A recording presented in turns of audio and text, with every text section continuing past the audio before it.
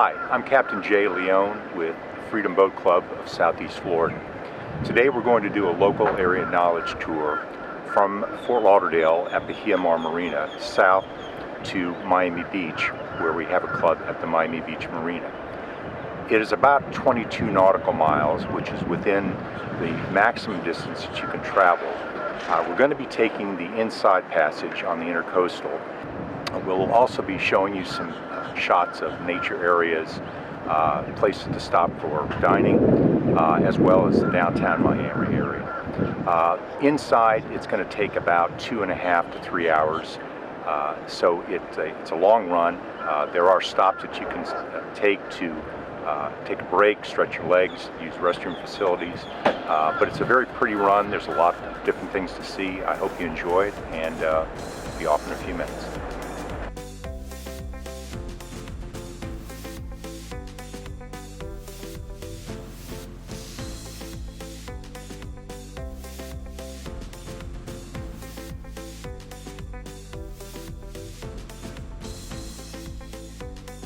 We're on the intercoastal just out of Bahia Mar, and we're heading west.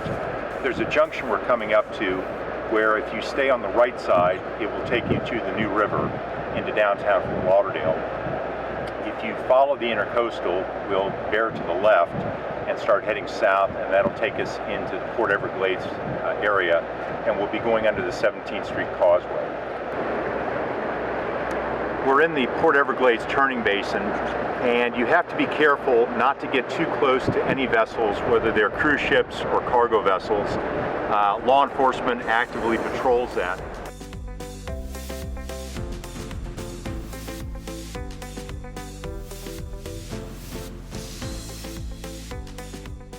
Okay, we're south of Port Everglades now. On the east side of the intercoastal is John Lloyd State Park. We're entering an area called Whiskey Creek, which you can bring your boat in and beach it. You're not allowed to anchor the boat. It's a narrow channel. There's a lot of kayakers, paddleboarders here, but you can beach it. There's probably about 200 yards of beach.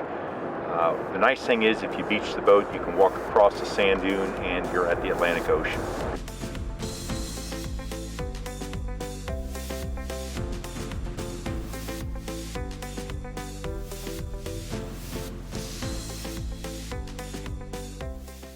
Okay, we are just south of the Dania Beach Boulevard Bridge, and we are able to bring the boat up to speed as soon as we clear the long dock on the east side of the intercoastal, which would be nice because you want to try to gain some time when you get down to Miami Beach.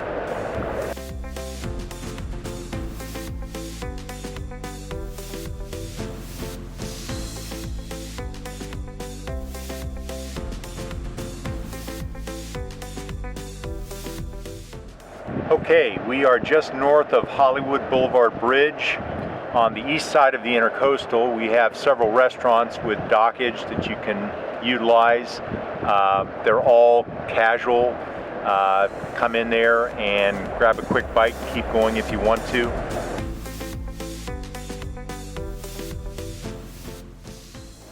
Okay, we are just north of 163rd Street Bridge, which means we're at the extreme south end of Broward County coming into Miami-Dade County. We will be getting into the Holliver area in about 15 minutes, and we'll talk about that because that is an area that is very busy, a lot of boat traffic, a lot of people anchored and beached, so we'll talk about that shortly.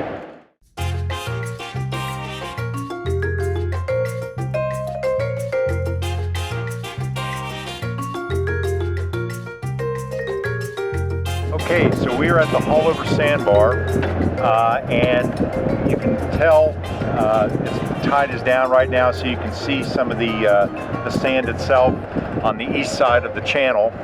On the west side of the channel, we have an island called Sandspur Island, which is a real popular anchorage. But you need to make sure that you stay in the channel, because if you get on either side of either the green or the red channel markers, you're in extremely shallow water. So pay attention. Make sure that you're not drifting away as you're looking at the sights and sounds. especially if the tide is going out. All right, we're just south of the Haulover Sandbar. We've just come south of red marker number 8. There's a sign to the east of us that allows us to go up to 25 miles an hour, so we can bring it up to speed, and we will then proceed to the next bridge, which is at Broad Causeway. All right, we just went underneath Broad Causeway, and here's where the channel splits.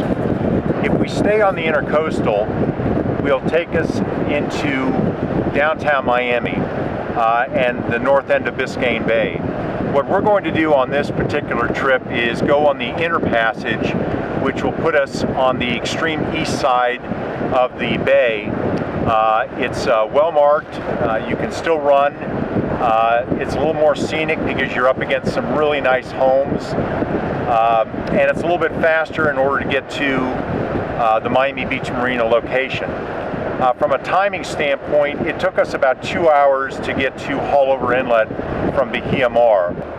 All right, we are no longer on the intercoastal. We are on the Lloyd Channel, and we are at channel marker number 2. It is the first marker that you'll see as you leave the Broad Causeway Bridge and heading in the southerly direction. If we turn around and look forward, you'll see the channel fairly easily. There's a series of red markers ahead. There's a green marker here on our left. And we follow this channel. It will take us very close to the landmass and then back around.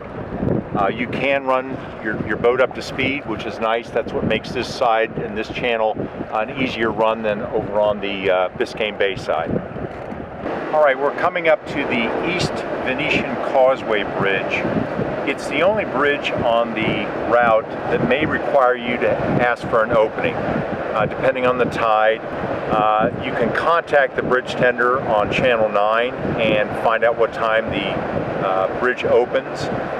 Just make sure that if you decide to go under without requesting an opening, that you have adequate clearance. Those of you who have trained with us out of the Miami Beach Club will recognize this area. We are just north of Macarthur Causeway at Monument Island. It is normally open. It's been closed for a while because of COVID, but once it reopens, it's a great area for beaching or for anchoring. It's a well-protected area, and there is another island just to the south of it called Star Island, and it's home to some celebrities such as J-Lo, Gloria Estefan, and Shaquille O'Neal.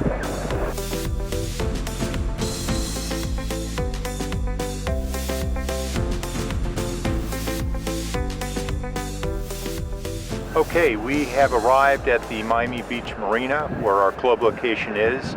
If you look behind me, this teal building is the dockmaster's office as well as the fuel dock.